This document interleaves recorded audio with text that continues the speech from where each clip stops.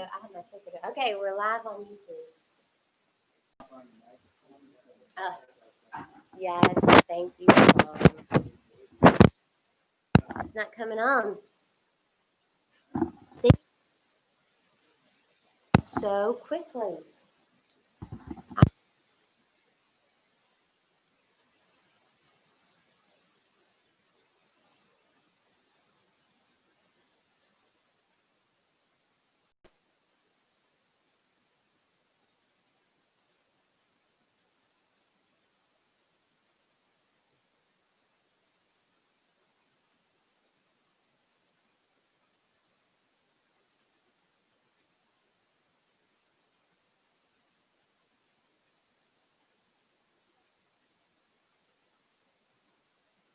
Yeah, no sound.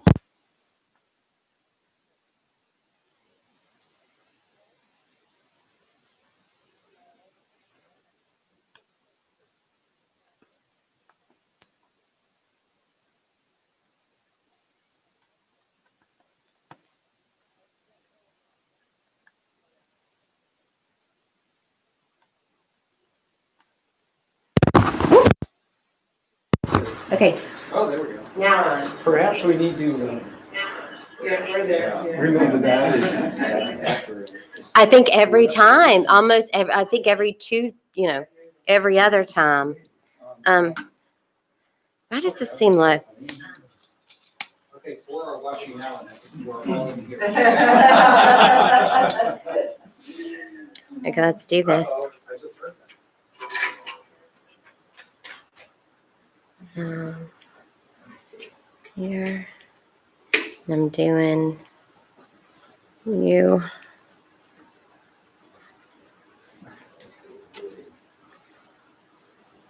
Funny thing to say.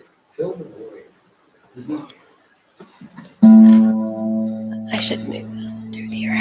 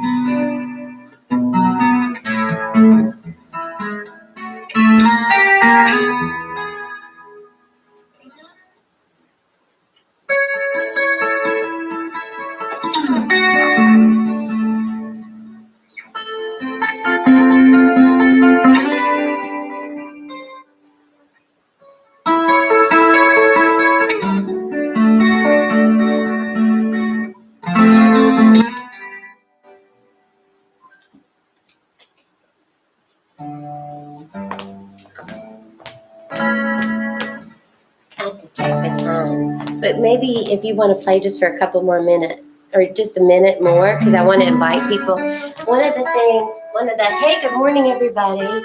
That's Tom playing for us. And one of the realizations that I've had, and some of you have shared with me, there are several, There are several challenges to being present here now that arise from our not being in this room together. And I do have some people in the room with me. Remember, we're doing 5 a Sunday. But I recognize that, you're at home, you're on your couch or at your dining room table, and maybe your dog is barking and you just realized you need to feed your dog, or maybe you got a text from your daughter who you've been worried about. I mean, any number of things can be happening right now in this moment that wouldn't happen if we were here in the chairs together. Here in the chairs together, we come fully with our presence, right? We take breaths together and we just allow only this moment.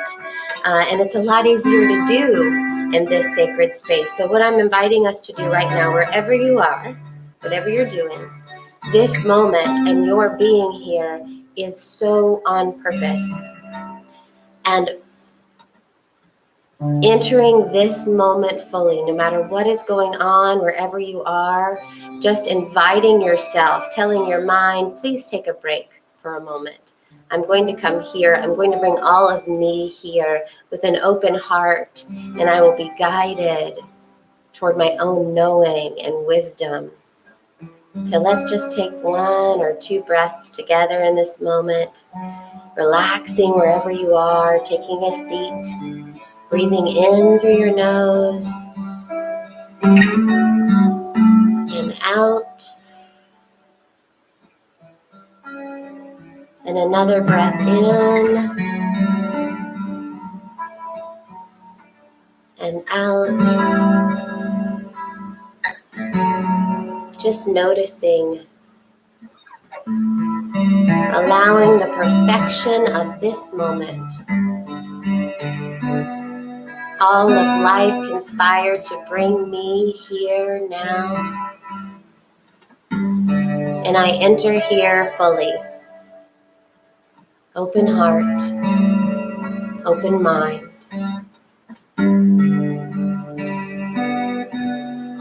Let us begin.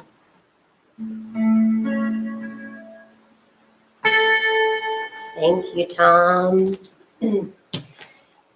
So there was a couple of themes that went on this week, and so I was very confused about which one of them I was supposed to talk to you about today. And I realized on the drive here, nothing like the last minute, on the drive here that they actually went together perfectly. We are in a moment of a lot of anger and rhetoric in politics, and we are all walking around with this kind of defensive, tense energy. I know that for myself, I notice that I know the right thing a lot, right? Like I know right now the right thing. And I think that's true for all of us. So here we all are contributing to this climate of dis-ease, of argument, of upset. And I am inviting us today, this morning, to really begin to own our part in this. One of the theme that I was talking to you about had to do with boundaries, and we talked a little bit about boundaries last week. And what I recognize is when I say that my boundaries have been violated, there is this inherent in that statement is that I am a victim and that someone did it to me, right? And that just can't be true, because every interaction, every relationship is a collaboration. It's collaborative. So in order for us to heal, in order for us to honor our journey, we have to be responsible for our boundaries. How am I contributing to this boundary being violated? So and then if you look in the political arena and all in the virus, mask, no mask, we should be allowed to get together, we shouldn't, all of this. If you look at that, what is your part in it? What is my part in it? We are all so busy looking around and saying, wow, look at them. Look at that one. Look at that one yelling. We're not taking personal responsibility. And so today, this morning, I'm inviting us to take responsibility. And guess what the good news is? The good news is when we take our responsibility, we cease being a victim. And that is where our power lies. Our power lies not in making a case for how much of a victim we are, but rather saying, I am not a victim. What is my part in this? And owning it, right? And that's where change begins. So I'm going to old Gary, guys. It's Gary Zukav Day again today. I'm going to read this portion, and this is what I want to tell you. So this morning, again, actually it started yesterday, I had this inspiration. And I told the inspiration, no inspiration. We don't have time to set that up because tomorrow is tomorrow meeting today. And here was the inspiration. I have really felt and heard from you, and literally 3 people that walked in this morning said the same thing. And that thing is this: we are missing fellowship with each other, and we need one another. We need to connect in a bigger way. And I recognize that there are challenges for that. But today, what I did, very last minute, thank you, Nicole, because you made it possible, I set up a Zoom. And so after this, instead of going to do a chat on members only, there is a link on members only for you to join a Zoom so that we can all have a conversation face-to-face, back and forth. I recognize that this is very last minute. I recognize that right now I just asked you to be present and all of you are looking at your PJs and going, I have to go change clothes. But what I'm saying to you is this: you take 5 minutes after, listen to this part, or you know what, if you don't, that's fine. I think it's important for us to join together in this Zoom afterwards. It is also in your email inbox. Literally from about 20 minutes ago, you were sent a Zoom link. If you're in Gmail, it went to your promotions. Maybe Yahoo, it did too, but I know Outlook, it went to the right one. So after this, when I invite us to the chat, that's what we're going to do. I'm going to endeavor to keep YouTube going, but I don't know if that's going to be possible because I have to do it through my laptop. So everybody, stop thinking about what you're wearing. Stop thinking about your hair. And let's go. Let's just talk about what Gary has to say. And this is about ownership. It's about owning our part in all of this. And so this is chapter 6 in spiritual partnerships. And it's learning to coach. Imagine that you are a coach of a team in a game called life. You have numerous players, but only one of them can play at a time. The player that is on the court at the moment is always the one that represents you. Whatever that player does, it is as though you did it. If that player is elegant and graceful, you appear elegant and graceful. If that player is crude and selfish, you appear crude and selfish. Each of your players is world class. One is an expert at anger. Everything that happens angers her, and she is continually shouting, withdrawing, and blaming someone for something. She needs no warm-up. She is always ready to play at any moment, and whenever you call upon her, she brings her top-flight anger onto the court. Another is jealous, and another seeks revenge. Your team roster is large.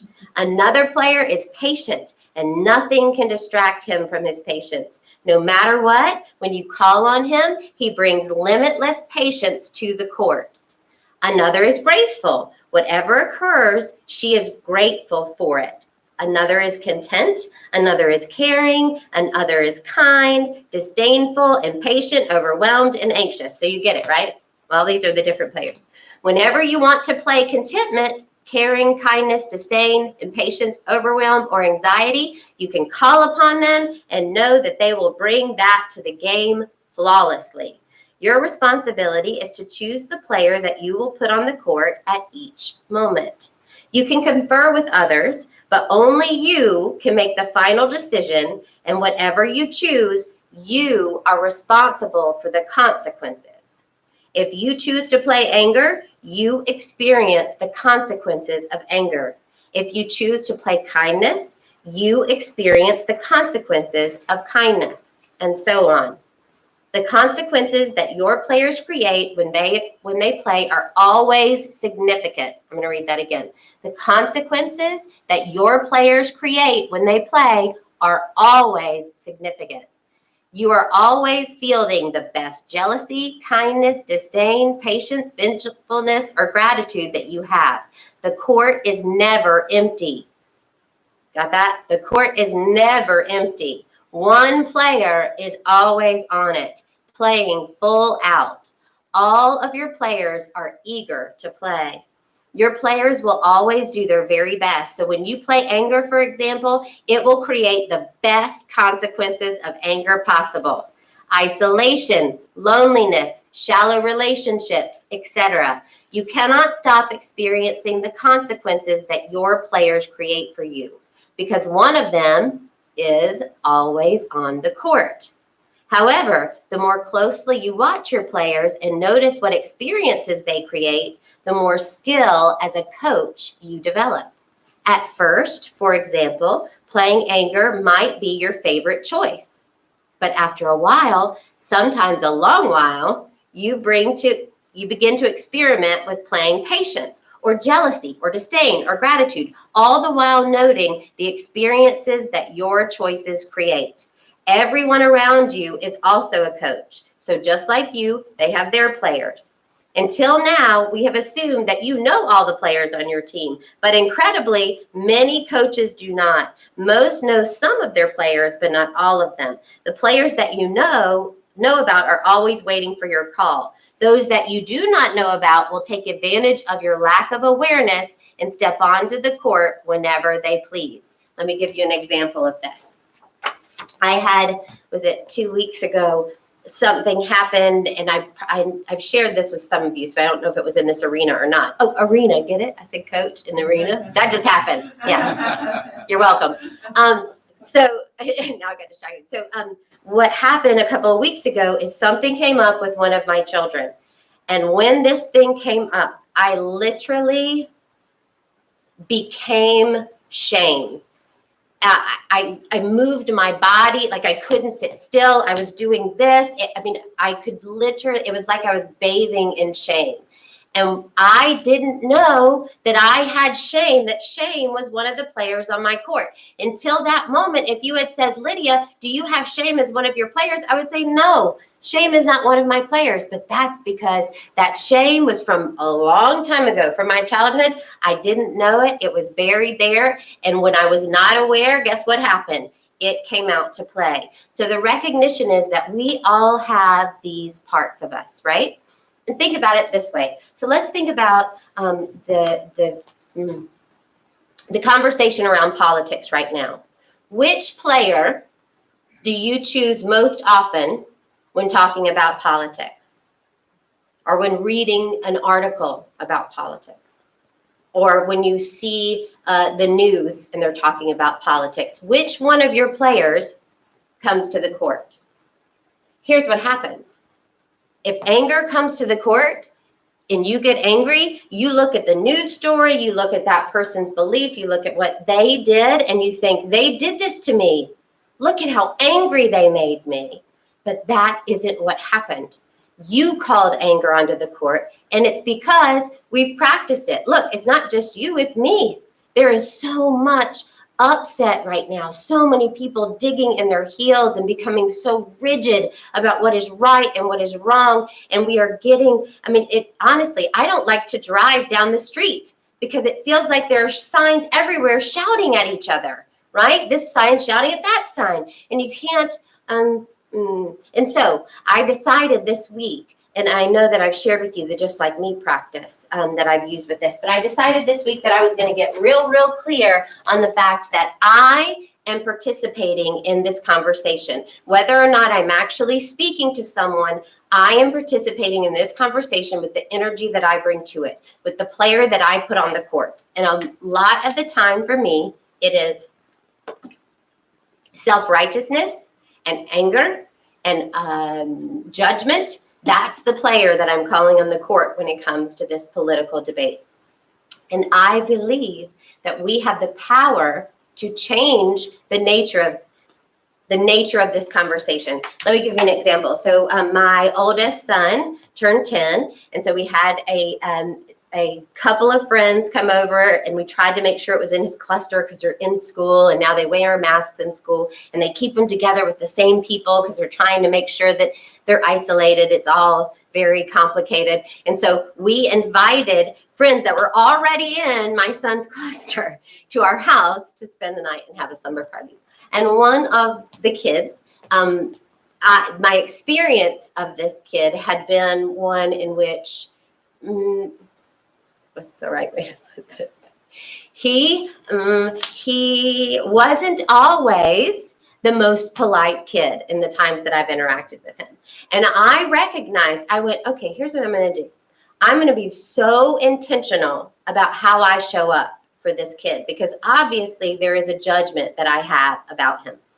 And I got so intentional about showing up with love and acceptance. Every time I looked at him, would you like a juice box? I would say. Would you like some popcorn? I would say. Can I get you something, honey? I would say. And I was very genuine and just very present. I brought my love to the court. Love was the player that I put on the court. And can I tell you that by the time this kid left, I would have said he was the most polite out of all of them. And it's because they mirror back to us. The world mirrors back to you the presence that you bring to it, the player that you put on the court. If you are experiencing someone who is anger, you can know that you put anger on the court because you are going to be mirrored back to, okay? And so it's time to own our part. And I'm bringing this back, everybody. It's time to own our part. What do we know? We all have judgments, right? And this, my friend Mary, we're actually going to be having a conversation with her on Monday about this on my podcast. But she teaches this, and it is so important to understand. We have judgments, right? Right? So my judgment was, that kid isn't polite, right? And so that judgment is an instruction to my prover, right? It's an instruction. I have a thought that says, oh, that kid's not polite. That's an instruction to my prover. So guess what happens? My prover looks for all the examples of how that kid isn't polite. Not only does it look for the examples of how that kid is not polite, it makes me respond to that child differently so that I literally get impoliteness from that child, right? That's what happens. We all have a prover, and it's gone to work. So what is your prover proving to you about people that feel opposite than you in this political election, right? What is your prover proving to you? Is it that they are unreasonable? Is it that they don't know what they're doing? What is it? Because guess what? Whatever those judgments are, you're instructing your prover to go find the proof and to change you to make the proof true. We don't have to. I believe that our soul, those of us that are committed to the love that we are, to the truth of who we are, to bringing our essence to the table in this moment, it is incumbent on us to be the ones that set the tone for this conversation. It is absolutely possible for politics, rather than making us more rigid, it is absolutely possible that it could make us more open and flexible with one another. It's funny, I put a quote, I had a quote like that I posted on Unity's Facebook, and someone responded and said, sounds good, how does that work? How does that work? Well, here's how it works. It works when I decide to let any election make me more flexible with you and you and you and you. That's how it works. It doesn't work by waiting for somebody else to become more flexible, by waiting for somebody else to become less judgmental. It works by me taking ownership, by my saying, I'm going to let this invite me to be more flexible and open to you and to my neighbor, right? It's us. The answer is me. The answer is you. We do it. We're the ones. right? The ads and the campaigns, they can't do it without us. If we didn't buy into it, it wouldn't matter what they were doing. So I decided today that I was going to talk for a shorter amount of time. And the reason why is because I have the inspiration for us to get together on Zoom after this. And I recognize that this was last minute. So I'm going to be more intentional about giving you more warning next week. But we're going to move on. And what that means is we'll end a little bit earlier so you can go and change out of your PJs and come and meet us for the Zoom call. Right? It's going to be good. I really want us to connect with one another, to see each other's faces. And I recognize that on the screen is definitely second best to us being together in person. But this is a moment, I mean, I know that I feel it, and some of you have shared it with me too. We are way too isolated, and we need to be around each other, and we need to see each other, and we need to share with each other. So that's what we're going to do. And we're also going to be flexible with the people that aren't on the Zoom call. Got it? Okay, good. So we're going to move on so we can go to our Zoom call. Oh, proof doesn't always equal truth. Remember that? Just because you have proof of it doesn't mean it's true. It means your prover is doing its job. Okay, so let's do the daily word.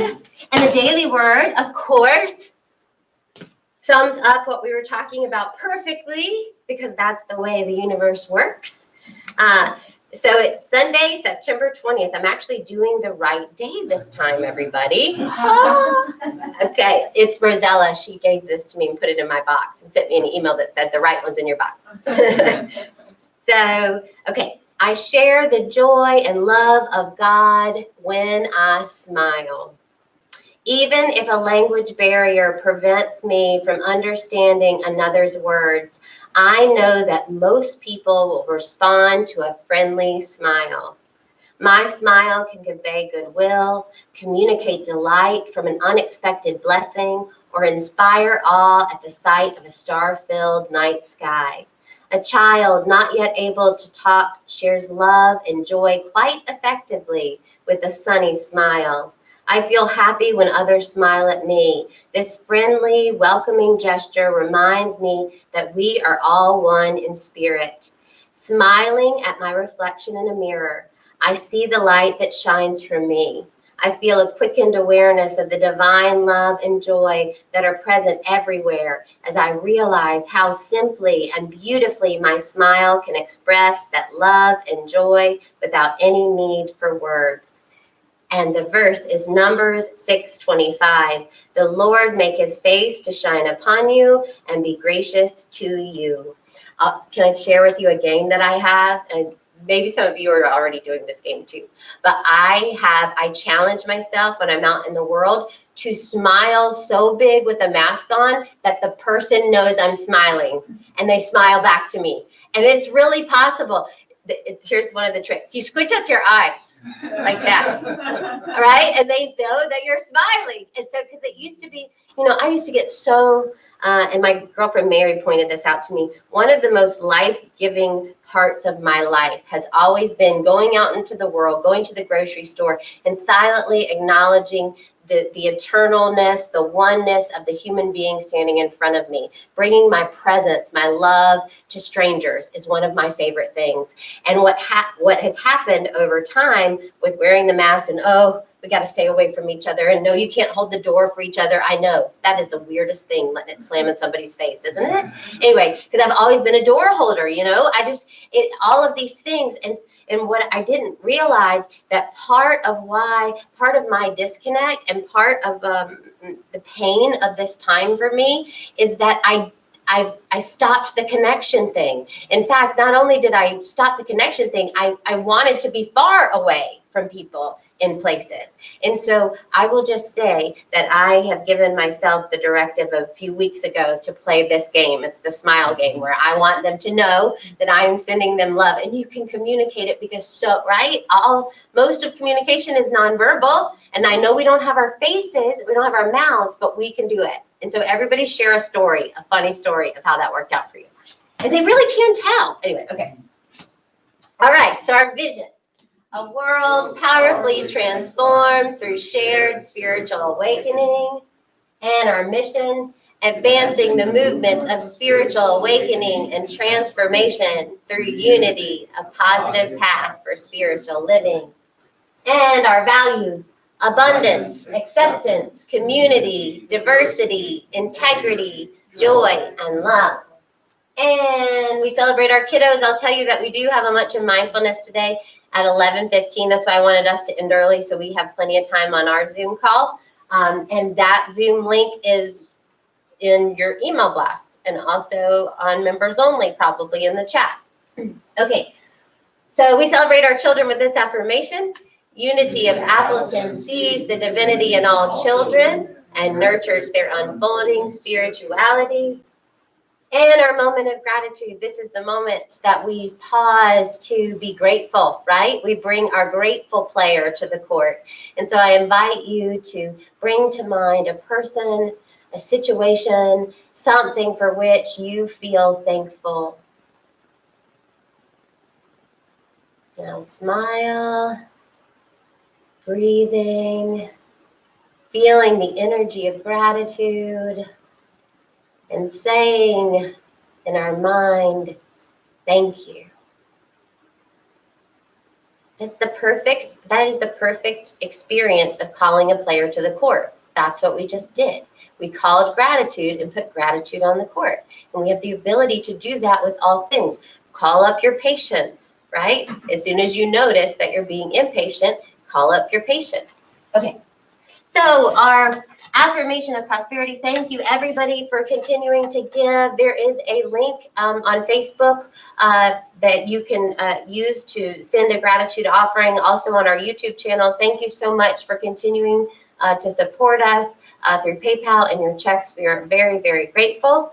And we'll say our affirmation of prosperity. Unity of Appleton is alive with the energy of spirit and the flow of divine abundance, and radiant with unlimited possibilities. And our celebration of giving and receiving. Divine love in and through me blesses and multiplies all that I have, all that I have, all that I joyfully give and willingly receive.